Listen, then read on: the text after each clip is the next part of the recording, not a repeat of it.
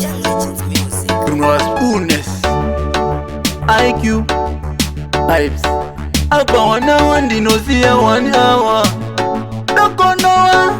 mamborei ati kurarama life iri hati etakuzvisimbisa tichiti tiri matayati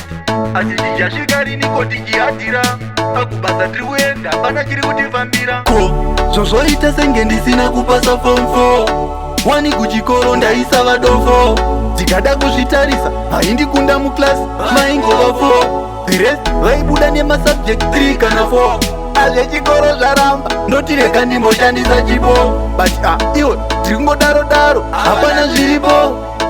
tiri kurarama life iri hati takuzvisimbisa tichiti tiri matayhat asi tichasvika riniko tichihadhira kubasa tiri kuenda hapana chiri kutifambira atiri kurarama life iri hati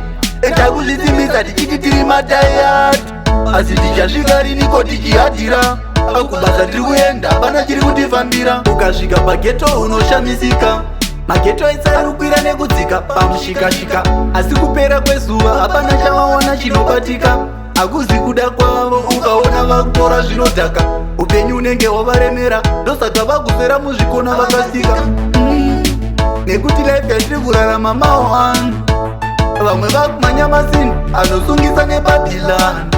zvinonzi life is a chain repo tinosvika here zvayatiomera achiri makuseni ene stress hope handzimbouyi andimbovata ndichimuka makuseni pateni hapana chekubata ndotombogaya kutora mabhegi ndorova marata zvimwe vari josa vakagara tatata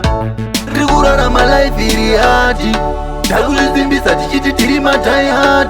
asi tichasvika riniko tichihadhira kubasa tiri kuenda hapana chiri kutifambira atiri kurarama life iri hati takuzvisimbisa tichiti tiri matayhat asi tichasvika riniko tichihadhira kubasa tiri kuenda hapana chiri kutifambira ko zvozvoita senge ndisina kupasa form 4 wani kuchikoro ndaisa vadofo tikada kuzvitarisa haindikunda muklasi maingova 4 the rest vaibuda nemasubject 3 kana 4 azvechikoro zvaramba ndotireka ndimboshandisa chipo but iwe tiri kungodaro hapana zviripo tiri kurarama life iri hati takuzvisimbisa tichiti tiri matayhat asi tichasvika riniko tichihadhira kubasa tiri kuenda hapana chiri kutifambira atiri kurarama life iri hati takuzvisimbisa tichiti tiri matayhat asi tichasvika riniko tichihadhira kubasa tiri kuenda hapana chiri kutifambira